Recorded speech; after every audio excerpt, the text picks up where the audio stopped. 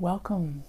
Welcome to our very light but hopefully insightful talk on the interior castle. Let's begin with the chant Ave Regina Caelorum. I invite you to close your eyes.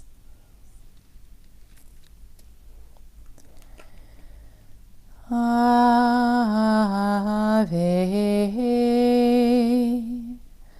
Regina Caelorum, Ave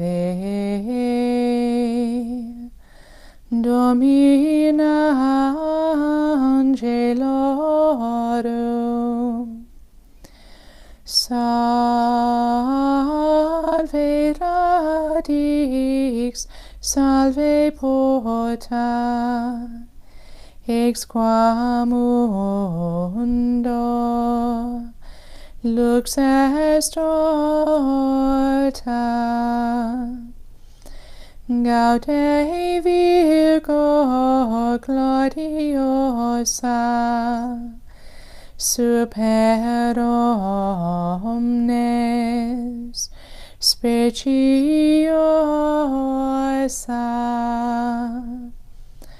Vale, o valde decora, e pro nobis Christum exora.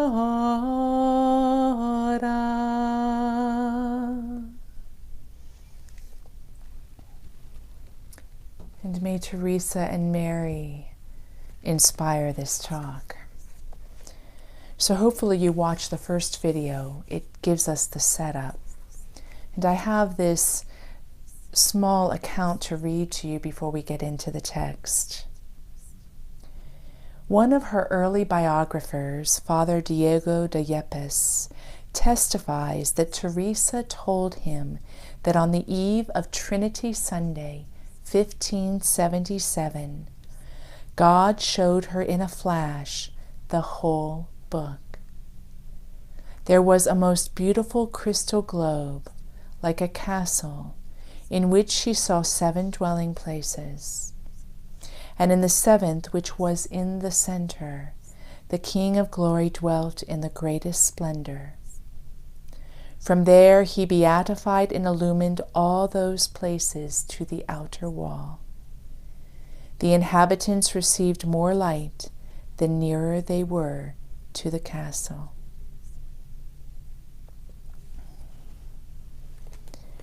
What an incredible inspiration to have the map so that she could really go with the way she expresses herself, which is not trying to be systematic and organized, but has an inherent organization because of the divine quality.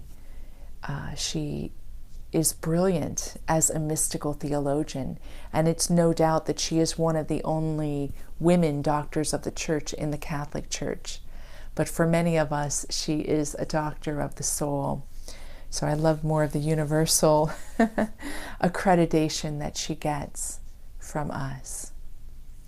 What I'd like to do in this talk is just to give a very light overview, walking from dwelling place to dwelling place, and taking maybe 1 or 2 of her writings from each dwelling place, breaking it open just a little bit, and leading us into the next. You have excerpts in your writings, and some of these might overlap some of those excerpts, and some of them won't. I like to include as much material as I can. So let's begin. She starts out with a very dramatic statement. She starts out with a proclamation that it's a shame that we don't know ourselves. Why? Because if we did, we would realize the beauty of our souls. Isn't it interesting? She doesn't go, it's a shame and we should feel terrible for how far away we are from the light and from God. It's the opposite. It is a shame that we are so distant and fragmented from the very beauty of our souls. She lays out that this castle is really our soul, and that the dwelling places are actually our journey in this life to the center of our souls. It makes this physical part important because it's the setup, but not so important, just the dusting of where the real journey can be found. So I'm going to start with chapter 2 in the first dwelling place.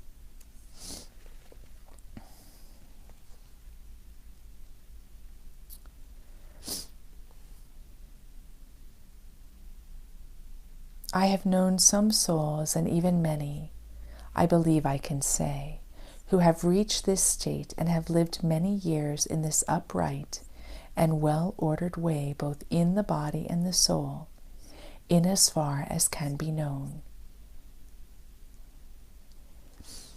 In these first 3 castles, that's starting in, dwelling places, that's starting in dwelling place 3.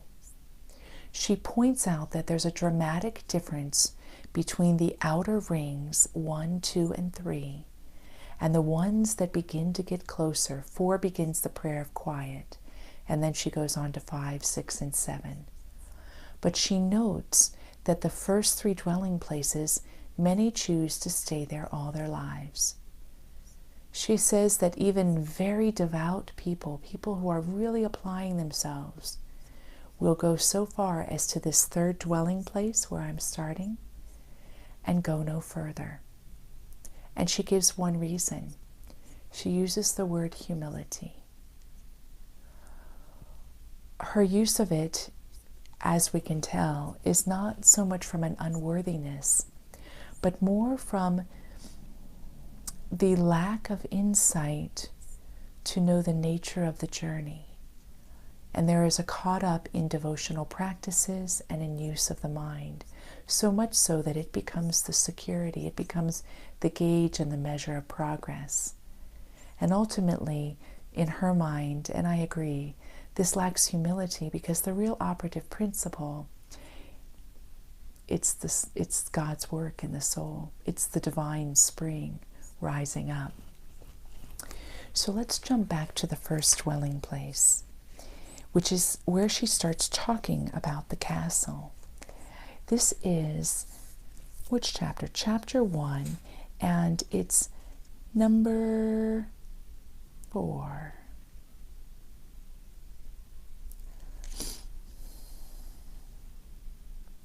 Getting back to our beautiful and delightful castle, we must see how we can enter it. It seems I'm saying something foolish, for if the castle is the soul, clearly one doesn't have to enter it, since it is within oneself. How foolish it would seem were we to tell someone to enter a room he or she is already in. But you must understand that there is a great difference in the ways one may be inside the castle. For there are many souls who are in the outer courtyard, which is where the guards stay, and don't care at all about entering the castle, nor do they know what lies within this most precious place, nor who is within, nor even how many rooms it has. You have already heard in some books on prayer that the soul is advised to enter within itself. That's the very thing that I am advising. She goes on to say that the shining fount at the center of the soul never loses its luster. Now, I want to place a teaching beside this, and it is not a theological statement about any other Christian tradition, but it comes from one writing that we have from Martin Luther. He believed, or he wrote, that the person is cow dung, and that Christ is this light and luminary. And when we say yes and surrender our lives to Christ, God looks upon us and sees only Christ. Well, that is the translation of the German. And I can't say what Martin Luther actually meant by it. And there are probably many interpretations, and certainly it's not a statement about the entire tradition. I've met many incredible Lutherans whose theology is more in alignment with what Teresa says. But what I would like to point out is that that view that the person is cow dung was popular in the day. It pitted everyone for a need of redemption, whereas Teresa is more caught in the beauty of salvation, and the salvation is the realization of the Christness of the soul, because it never loses its luster. So her invitation to come into the castle, even in the first dwelling place, which if you read, it's full of vipers and challenges and all the rest, is so that it can discover this luster. Now, moving to the second dwelling place, this chapter is incredibly short. It's really only a couple pages. So I would like to take number 4. So here's what she has to say about the second dwelling place. Oh, Jesus, what an uproar the devils instigate here, and the afflictions of the poor soul. It doesn't know whether to continue or to return to the first room. Reason, for its part, shows the soul that it is mistaken in thinking that these things of the world are not worth anything when compared to what it's aiming after. Faith, however, teaches it about where it will find fulfillment. The memory shows it where all these things end, holding before it the death of those who found great joy in them. Isn't that something? I don't know about you, but I have oftentimes found when I give my first yes to something, there's a honeymoon phase, and everything's bright and luminous and right, because it feels so good. And then after that honeymoon phase, there's still the resonance of the rightness, but there's a little bit of something what she seems to be alluding to here, and that's the reality of the human condition. That as we give our yes, we are going to encounter our inner limitations to that yes, and they will challenge us to turn back. This is where that faith comes in, the faith to the experience of truth and of love. Isn't that incredible?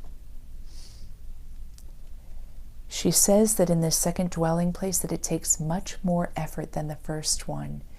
But even though it may not seem so, there's less danger because it's moved closer to the source of all protection. She goes on to say that we need to keep in mind how the true lover never leaves it, and in fact gives it well-being. So making it through this second dwelling place is where we, if you remember the autobiography, are going with our buckets of water. But we're tasting the water. We can feel it. And we're gaining the inner habit to look in this direction with pure intention, with singleness of eye. That leads to the third, where I just read that passage. The third is where God reveals what must be done if the soul wishes to come to perfection. So it's as though all the hard work has taken place and the one has proven themselves, and they're wondering, what more must I do to be perfect? And if you ever read the New Testament, and you don't need to, there are many other writings, but I gain insight from this one. There is a rich man who is very devout, very full of love, and he approaches Jesus and he says, "My Lord, what must be done to enter the kingdom?" And Jesus says, I'm paraphrasing, "Go and sell all you have, and then come follow me." And this man goes away disheartened because he was hoping he didn't have to give up everything. Here is where there's usually a pivot point in ourselves. We've tasted the waters, we're enjoying the waters, we're feeling the rightness, we're wanting more, and then it comes up against the deeper things we're attached to. I had a very dramatic experience before I entered the monastery, and Teresa of Lisieux appeared to me. I was deep in prayer. It was before a statue, and it was in Cincinnati. And the statue came alive, and she said the same thing. She said, I have given up everything. Are you willing to as well? For me, I was so caught in the fire of love that it was a no-brainer. But what was revealed to me were the three deepest things that I was attached to for good reasons, because they were natural human things. They were image, reputation, and food. Reputation was an easy one. That's how we appear to others for the sake of having connection and community and relationship. That one I didn't care too much about. Image was a big one. Image was what I thought of myself. I wanted to feel okay about myself as a human being. And I had all sorts of mechanisms that set in place this false sense of what made me okay. But I had tasted the stream of love deeply enough that I knew the real identity was there. I considered all loss but love, so I was willing to give it up. But I also knew that it would be a process, that there would be things that would be revealed to me psychologically and deeply, ways I had accepted beliefs that weren't true, that were going to become unraveled. And the monastery gave me that joy. And the last was food. And there's a two-part component there, because the first was that my emotional health was involved with food. I'm a very sensual person, so having banquets and potlucks and enjoying food was a big deal. But also having control in relation to food was a big deal. So I would swing like many people. I would emotionally eat, and then I'd emotionally diet or be disciplined, as I might put it. That was one thing I needed to give up, to discover where my true source of emotional health was. But the second was that I loved community in that way. And I found that giving it up was a big deal in entering the monastery. We enjoyed food, but food was at the service of our ritual. And it set forward alignment for me, where I became very free. And even now, as I celebrate, the meal is a communion. It's a Eucharist. This is what she's speaking about. I give my own example so that you can relate. We come to a point where deeper truths about ourselves is revealed because we have built up enough maturity where we can hear it. Our rationalizations have been undone at this point.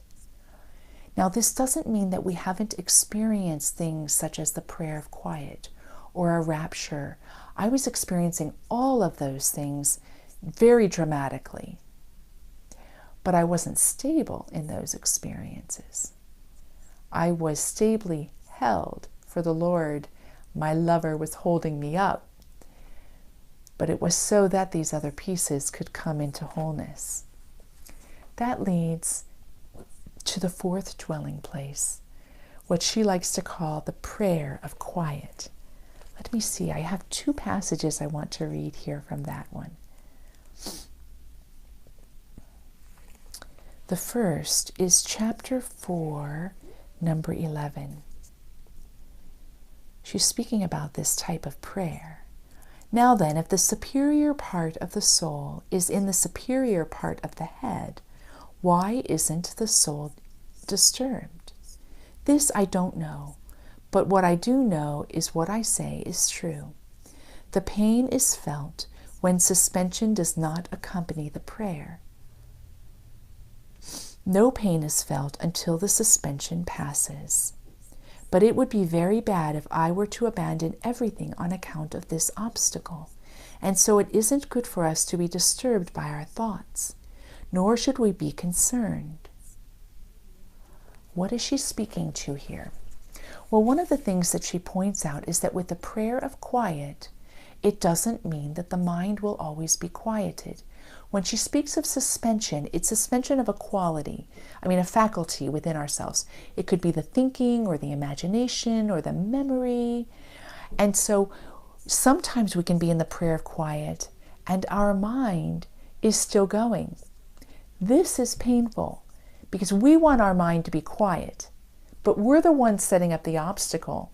And her point is, don't be disturbed about that.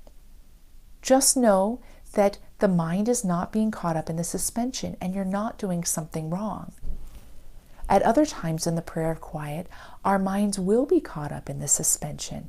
And this is sweetness. This is the sweet spot that we all long for.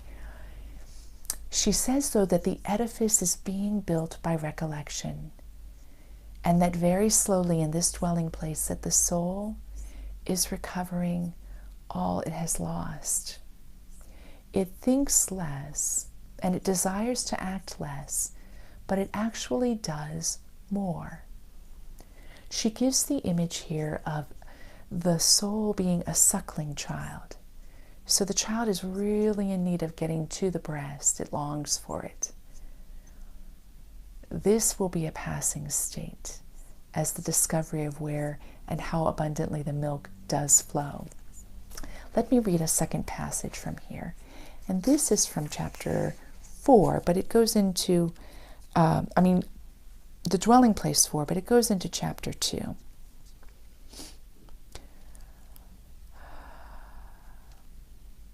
The experiences that I call spiritual delight in God, that I termed elsewhere the prayer of quiet, are a very different kind, as those of you who by the mercy of God have experienced them will know. Let's consider for our better understanding that we see 2 fonts with 2 water troughs. For I don't find anything more appropriate to explain some spiritual experiences than water. And this is because I know little, and have no helpful cleverness of mind, and am so fond of the element that I have observed it more attentively than other things. In all things that so great and wise a God has created, there must be many beneficial secrets, and those who understand them do benefit. Although I believe that in each little thing created by God there is more than what is understood, even if it is a little ant. These 2 troughs are filled with water in different ways. With one, the water comes from far away through many aqueducts and the use of much ingenuity. And with the other, the source of water is right there. The trough fills without any noise. If the spring is abundant, as is this one we are speaking about, the water overflows once the trough is filled, forming a large stream. There is no need of any skill, nor does the building of aqueducts have to continue, but water is always flowing from the spring. So, that gives you a little image. Both describe something of the prayer of quiet, but it's describing how the person is beginning to dissolve the paradox and the seeming polarity of action and passivity or reception, working for and being effortless. It can seem in the beginning that we have to work so hard, but part of that working hard isn't getting us anywhere. It's actually tilling the soil for the insight. Do you see the contemplative journey? Everything is working towards this good. Even our misconceptions about work lead us to understand what divine work is really happening. So we move on to the 5th dwelling place. Let's see, 335.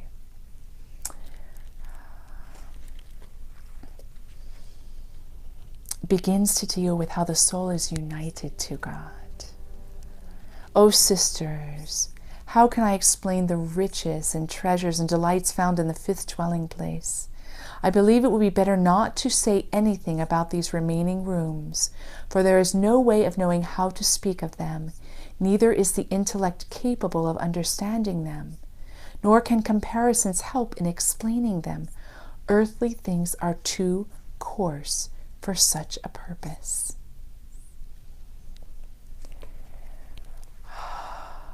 It is coming to a much more consistent experience of the water welling up within the self.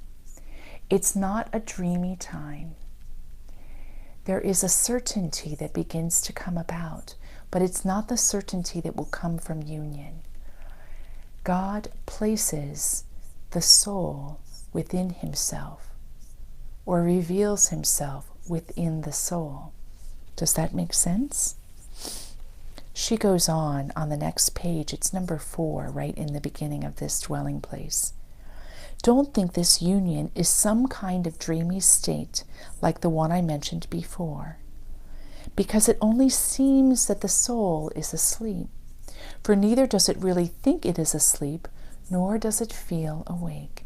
There is no need here to use any technique to suspend the mind, since all the faculties are asleep in this state, and truly asleep to the things of the world and to ourselves. As a matter of fact, during the time that the union lasts, the soul is left as though without its senses, for it has no power to think even if it wants to. In loving, if it does love, it doesn't understand how, or what it is it loves, or what it would want.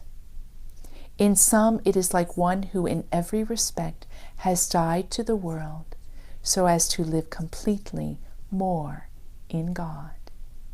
And the death is a delightful one, uprooting from the soul of all the operations it can have while being in the body. If you read the entire interior castle, you can see that she uses a lot of different analogies and examples. The one I want to just refer lightly to here, because it's a great example, is that she talks about the journey of a silkworm. And a silkworm, she said, is a fascinating creature, and that it breaks out and it walks upon thorny branches to find the spot it's going to stop and cocoon. She relates this work, this hard work, to the first, second, and third dwelling places. And she goes on and she says that the silkworm, once it finds its spot on the uncomfortable branch, it spins its own cocoon. And then in that, the transformation happens. And as we know, as happens with many caterpillars, a butterfly emerges. This 5th dwelling place is the time when the human being discovers itself as a butterfly. It's come forward. If I were to give a Paschal mystery relation, it would be Easter. It would be the resurrection, the coming into the new life. The process has happened through the death to all things, through the loss of all things, to the discovery that nothing can truly be lost. So this is what we're talking about. But in this, she says that the soul doesn't recognize itself, that the soul has been so used to itself as this other identity that it has to accustom itself to being the butterfly. She says that there is still a chance of loss here. And the big key at this point is that loss will happen if we fail to love our neighbor. This love is meant to be universal without leaning into any particular relationship. So to acclimate as the new butterfly, our practice is to love all without distinction, to cease to love more or less. That helps us get into our new mode of being. Lovely, lovely example. So the 5th dwelling place then, of course, leads to the 6th. The 6th is an incredibly long chapter. I'm actually going to read 3 passages from it. The 6th and the 7th, really delightful. to me. In fact, sometimes they're hard to read. I feel myself taken taken into them. But one of the characteristics of the 6 is this woundedness. So the soul is a butterfly, and you think of a butterfly, they seem so happy. They're flitting about, and you see them in the sunlight because it's the springtime of life, and they're going easily from plant to plant and gathering their nectar and releasing what they have to offer. And at this time, though, there's a great wounding that's happening. The wounding is because there is an interplay, there's a dance, as desire for the beloved arise over and over, and the desire leads to the fulfillment, but the fulfillment leads to more longing. She says it's incredibly painful. And that's something I want to stress, is that the contemplative path, the mystical path, as I'm speaking to it, is perhaps the most painful path. We think that because we're coming in contact with the greatest source of happiness, that somehow there is a peace and a joyfulness that makes living easier. But because the nature of the desires are so existentially bound, we're encountering the ineffable within ourselves, the pain is even greater. In fact, the pains of the body she counted as close to nothing. She says that we're kept in that state, and there's something about the 6th dwelling place. If you read through it very reflectively, there is again the language of awakening. And over and again, in the translation I'm using is Kieran Kavanagh, who is a Disc House Carmelite. I like his translations a lot. There is this process in the 6th of being awakened again and awakened again and awakened again. It's as though God is just teasing the soul on and on and on, alluring it more and more, and the desires are so painful, and you can only say yes, but in the yes, you experience it, and then you don't know what to do with yourself. So she begins this in chapter 1. Well then, let us, with the help of the Holy Spirit, speak of the 6th dwelling place, where the soul is now wounded with love for its spouse and strives for more opportunities to be alone and in conformity with its state, to rid itself of everything that can be an obstacle to the solitude. Not an obstacle to the yes, to the surrender, but an obstacle just to the occasion. The meeting leaves such an impression that the soul's whole desire is to enjoy it again. I have already said that in this prayer nothing is seen in a way that can be called seeing, nor is anything seen with the imagination. I use the term meeting because of the comparison I made. Now the soul is fully determined to take no other spouse. But the spouse does not look at the soul's great desires that the betrothal take place. The lover still wants it to desire more. Locutions during this time, they effect immediately. They do what they say quickly. There are intellectual visions, there are imaginative visions, and when the soul is suspended, all of these things happen. Let's go on to explore the delightfulness of this a little bit more. I am struggling, sisters, to explain for you this action of love, and I don't know how. For it seems a contradiction that the beloved would give the soul clear understanding that he is with it, and yet make it think that he is calling it by a sign so certain that no room is left for doubt, and a whisper so penetrating that the soul cannot help but hear it. For it seems that when the spouse who is in the 7th dwelling place communicates in this manner, for the words are not spoken, all the people in the other dwelling places keep still. Neither the senses nor the imagination nor the faculties stir. It's pretty incredible, isn't it? So she's beginning to draw the bridge between the 6th and the 7th, though as you'll see, there is a difference of night and day between the 6th and the 7th. It's incredible. O powerful God, how sublime are your secrets, and how different spiritual things are from all that is visible and understandable. This action of love is so powerful that the soul dissolves with desire, and yet it doesn't know what to ask for, since clearly it thinks that its God is with it. You will ask me, well, if it knows this, what does it desire, or what pains it? What greater good does it want? I don't know. I do know that it seems the pain reaches to the soul's very depths, and that when he wounds, it draws out the arrow. It indeed seems, in accord with the deep love the soul feels, that God is drawing these very depths after him. So think about the arrow, and we've got that beautiful statue in St. Peter's of the transverberation. That's when she experiences being wounded by divine love by the arrow. So this is an allusion to that, but it takes it further. So in that, this messenger of God, an angel, has shot an arrow, and the arrow is God's love, and it pierces her heart, and she is taken into the ecstasy.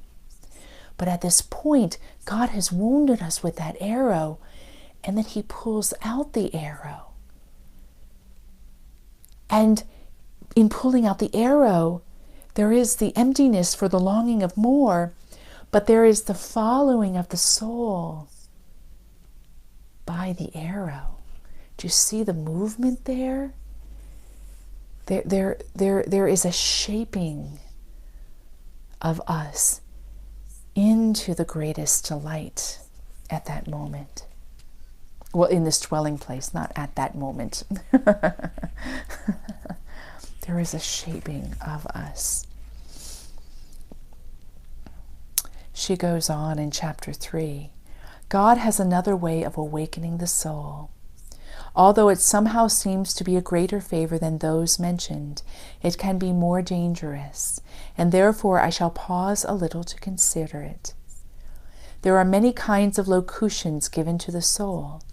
Some seem to come from outside oneself, others from deep within the interior part of the soul, others from the superior part, and some are so exterior that they come through the sense of hearing, for it seems there is spoken word.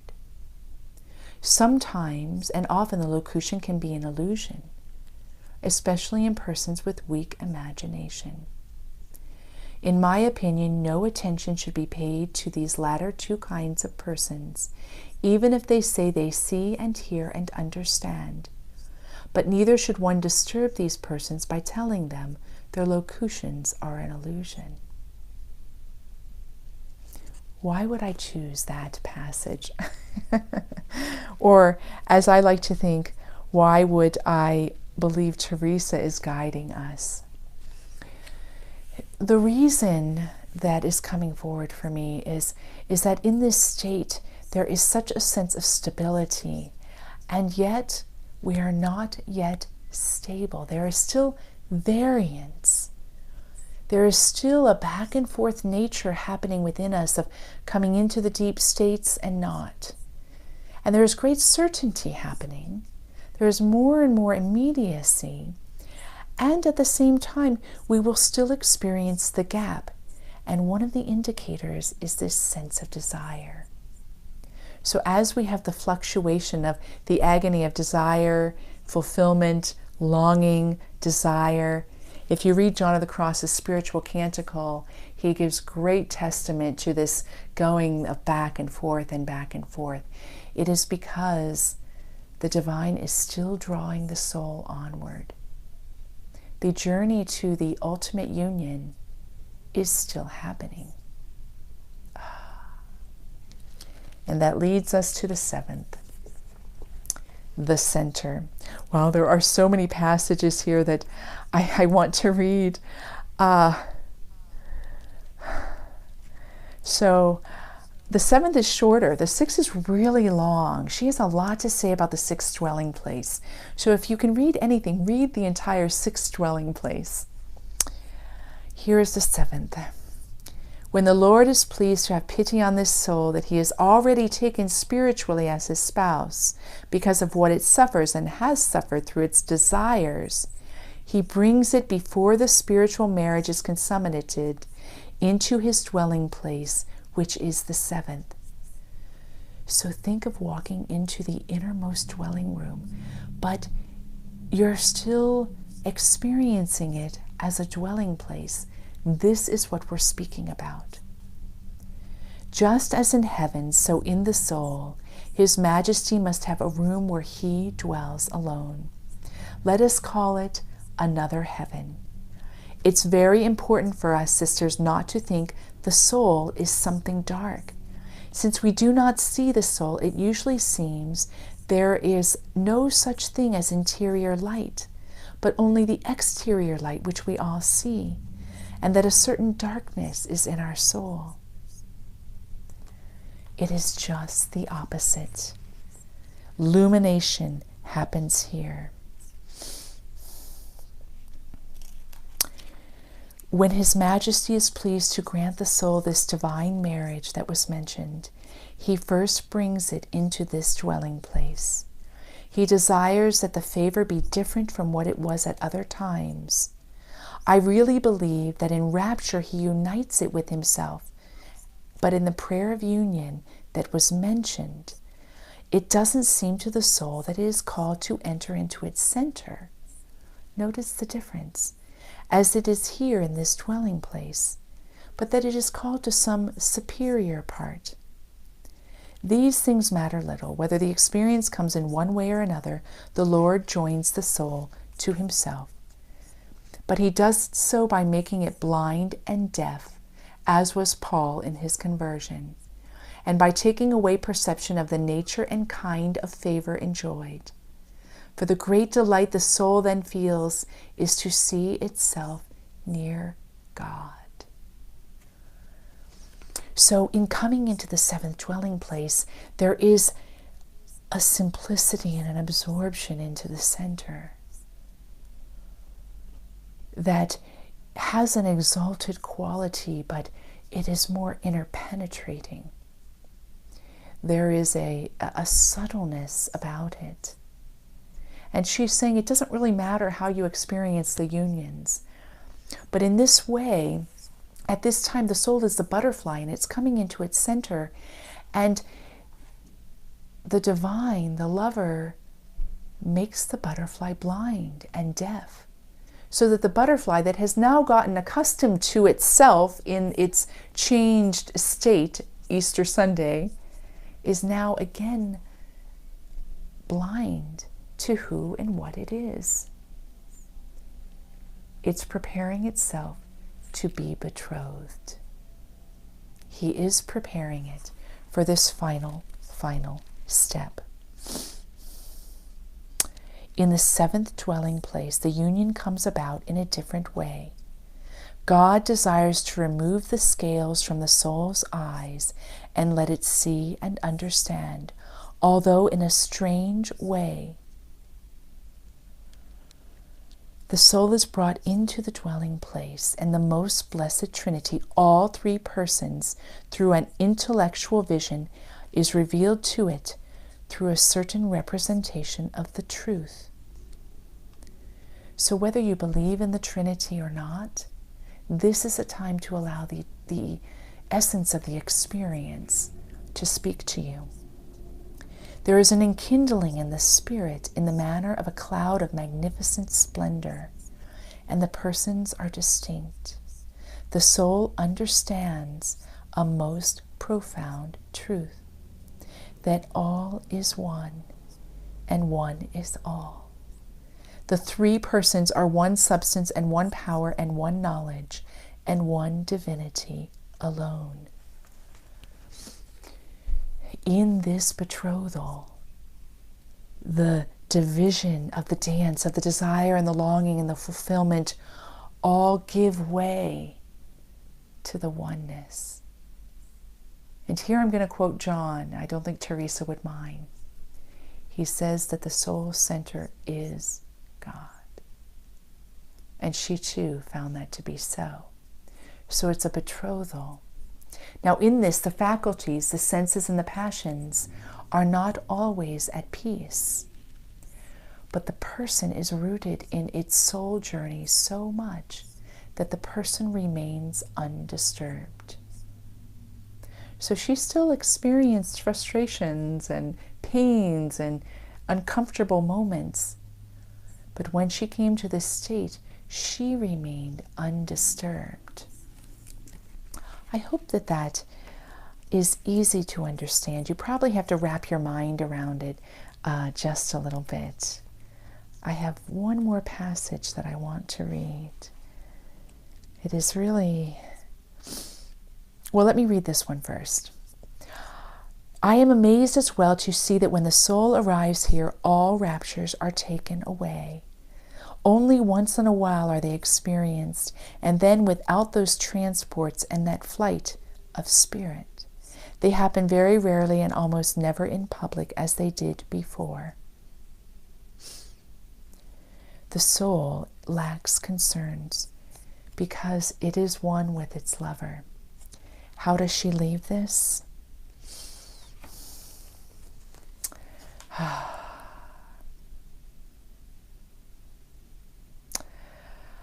I conclude that we shouldn't build castles in the air.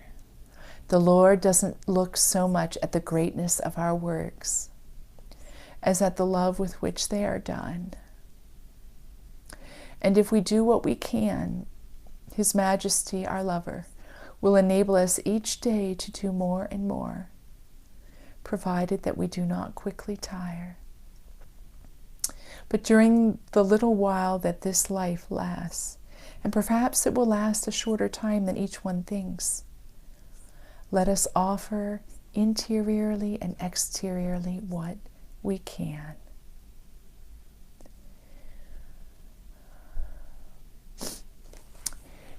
She states at the very, very end that even though she maps it out with 7 dwelling places in allegiance to the vision that she had, that she said there are many more, that within each dwelling place there are flowers and gardens and waterfalls and so much to explore. And I want to leave you with that,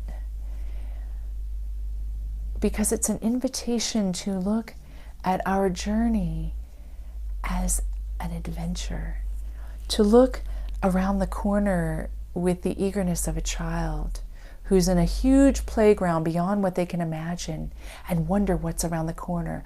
What swing will be there? What slide will be there? Where would I find the sandbox?